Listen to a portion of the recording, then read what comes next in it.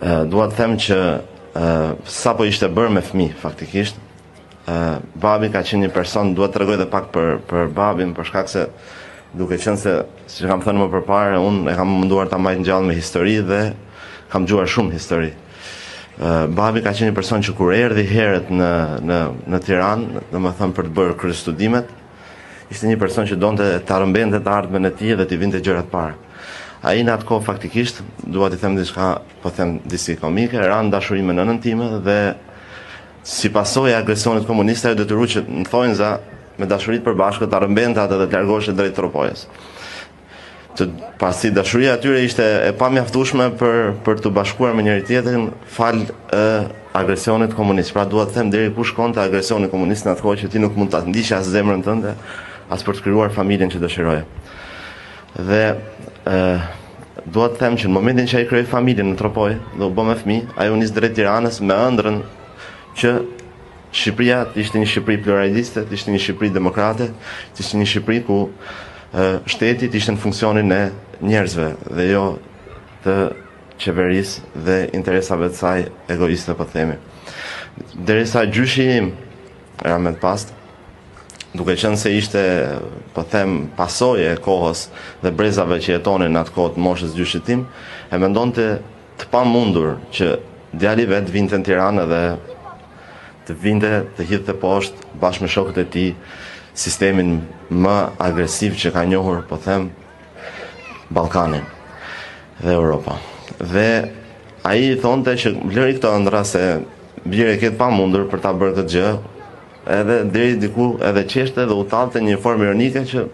më mirë shikoj një jetë më të sigurt për veten tënde. Por jo, Azemi nuk mendonte sot për sot dhe ishte një njeri që donte të mendonte më afatgjatë për veten, për shokët e tij, për familjen e tij dhe nuk e kishte konceptin e frikës.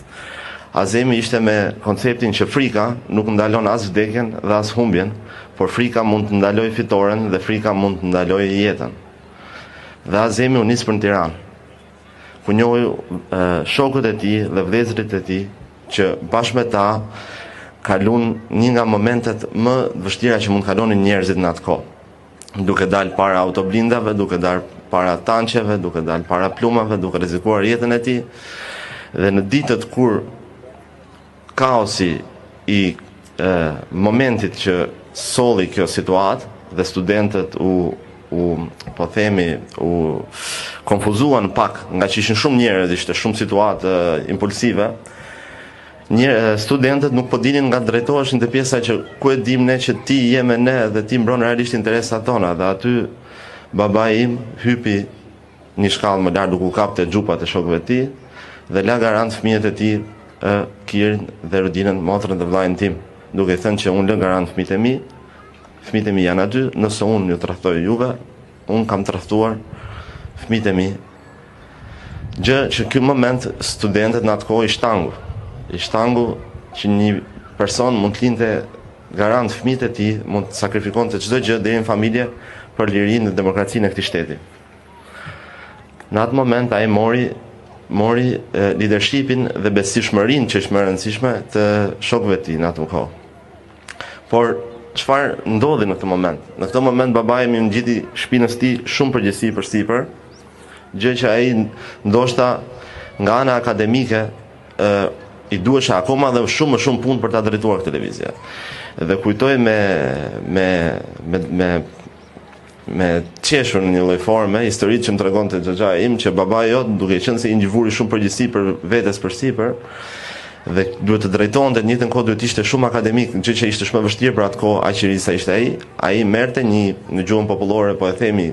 kov ose govat, dhe e vinte me ujë të ftohtë te këmbët e tij dhe mësonte gjithë natën dhe lexonte gjithë natën që mos ta zinte gjumi. Në këtë mënyrë që të arrinte dhe të balanconte jetën familjare, jetën politike dhe zhvillimin e tij intelektual. Dua të them që ai ishte një baba shumë i dashur, saqë dikush mund të shikojë ose shumë mund të shikojnë vetëm anën politike, po Azemi si të ri shqiptar sot ishte një sportist, ishte një sportist i sportit mundjes, që sakrifikonte shumë dhe shkonte nga tropoja në Kukës në rinin e tij me motor për të bërë sport për shkak se kushtet ishin të limituara. Ishte një person politik që pavarësisht agresionit politik gjatë ditës, rrezikimeve të jetës dhe situatave voluminoze që ofronte politika, prap gjente kohën për të kthyer në shtëpi dhe për të luajtur me vllajën tim me Kirin në atë kohë, siç luajnë të rinjt sot PlayStation, ka qenë dhe një PlayStation e asaj kohe. Dhe luante si të ishte një fëmijë për të bërë dhe një shok vllajt tim, aq shumë luanin sa që nëna në erë mërziste dhe ja ulte dhe automatin e dritave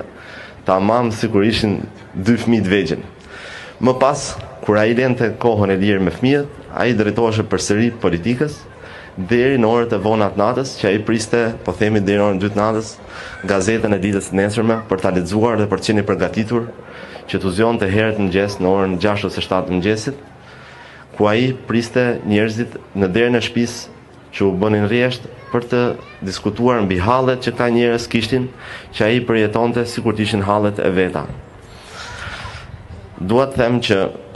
të rinjt sot nuk kanë asgjë, as më pak as më shumë se ç'kishte Azemajdari.